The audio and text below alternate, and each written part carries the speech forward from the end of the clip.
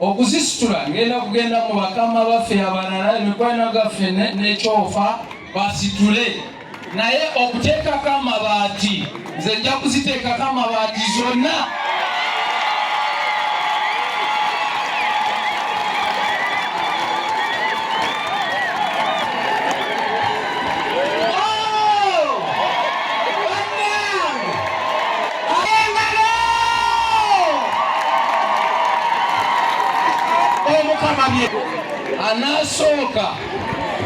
Anasooka okutuuka ki waggulu nga yeetaaga amabaati ali mujja kugalaba bwe mutukyalira tuleeta amabaati gasaanidde ki Omukama. Ate Archbishop atumanyi yali parish priest waffe Christ ki Dagingi abamutawuli kyolaba njagala nsika abantu tukyuse eno magaziini. Eno magaziini bw'olaba ekifaananyi oswala. Saagala kugamba nti ab'ensana muswadde naye oswala. Ku mulembe guno ng'abo Father Mwewe ayogedde n'obeera na church ng'efaanana bw'ekyo ndowooza n'ekyofa bayinza n'okumugoba. Eri lwakuba oli mukama w'ekyofa bwe mulaga eno magaziini mugamba ono biri byakoleere nze sibitegeera naye nga bwe Katonda yandeese sijja kumuloopa ngenda kumukwatirako tubirongoose. Fenna tukwataganye tugire ki birongoose tutereeze ebifo eby'omukama eby'okusabiramu esaala si kyekyo. Amiina. Ate eyo akawunti lwaki njitadde Lubaga tulina kategule ey'okubiri. Kategule ey'okubiri ejja kutandika ndowooza mu mwaka ogujja ogwo mulina Kyofa eno Yona Monica bali ku Dembe Kizito Bujuku Kizito Nansana Yona Maria Andrew Kajiraki Kabumbi ezo tuzikolako mwaka ujeki ogujja. Nze ngenda kubajetinga timufaayo. Amiina. Katonda yaterekesa bamwe mufe timutumanyi tugenda kubikola. Ngenda kubebaza Nyonyo olwa Speaker Okuzimba enomoro. Ngenda kwebaza Father Mwewe n'abafaatha balala okubeera n'ekiteekateeko ekyokuleeta project ereeta ensimbi omukereziya kyekintu kyetutalina. Tulina ekintu kireeta ki ennaku zino tugamba tutegemu ekireeta sente, project zireeta sente, tutekemu project ezijanjaba ng'erwaliro, tutekemu project eyamba abaana baffe nga tekiniko. Mulina tekiniko eno Nansana mulina kunoonya tekiniko lwakuba abaana bonna tebayinza kutuuka mu university. Abalala bavaamu mu kyomusanvu, mu kyokuna, mu kyomukaaga. Kati abo bonna baagala kugenda mu tekiniko. Kyofa alina kukwata deputy speaker bulungi ne baleeta tekiniko mu kitundu kino lwakuba ndabye abaana bangi ng'ayingira wano. Twagala nabo bagire gye bakolako balabire family ki zaabwe si kyekyo sebo weeri senti gy'odisa bongereko endala. Kati maliriza andeese eno lwakuba twetukolera eri mu West. Neebaza Sipiika yagambye nzije wano, neebaza Kyofa. Omanyi bamanyi nti sitambula nnyo awe simanyi wakwamba saagala kukola ensobi. Njejjo naye balina amagezi bangambye jjo eri eseminary. Kati ne Deputy Speaker yakeredde wange n'agamba tugende tusooke tuzaanyeko goofu otanaba kugenda Nansana ng'amatisa nina kujja naye Katonda badde muyitako ndabe ebigendo ate nina kubitereeza. Mwebale nnyo mwebalere ddala. Obugalo n'akalulu bakulu. Mulina high school tulina university bagita King Caesar University tusomesa abasawo abega bya computer ebya oil and gas obusubuzi obulimi bingi kati bansabye bawe scholarship bawadde scholarship 5 buli mwaka.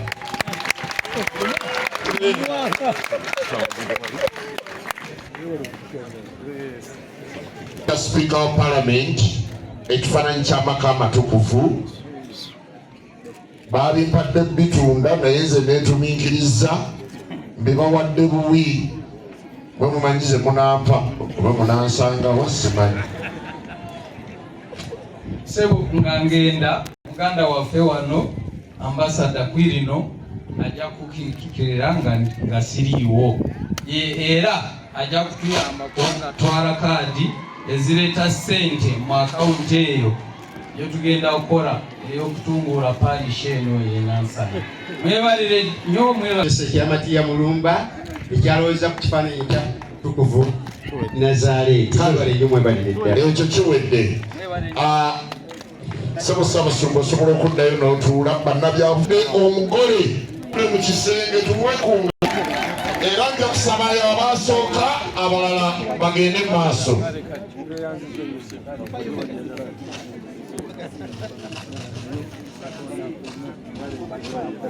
Kama mulungi ngale paka wawulirayo sebo tweyanzizanga.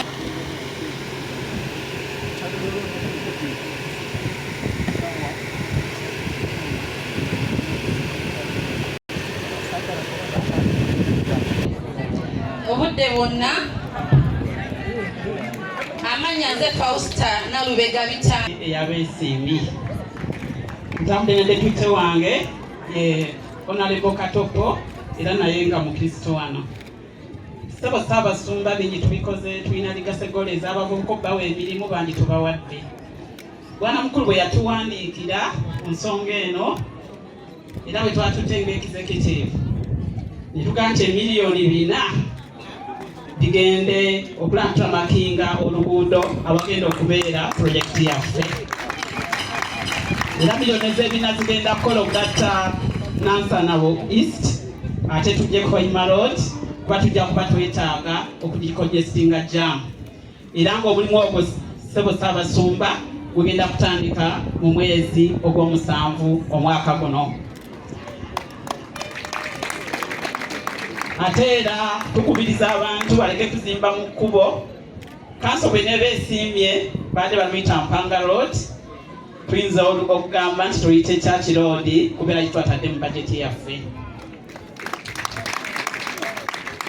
Ekirala Ssebo Ssaabasumba nga Nansana Municipal Council Office ya Mayor ffe tetwagala kuleka mabanja era tuleese akakadde kamu miliyoni 2.4 era nzikiriza tukwate Ssaabasumba bananga ab'e Nansana mukole nnyo muleke kubongoota.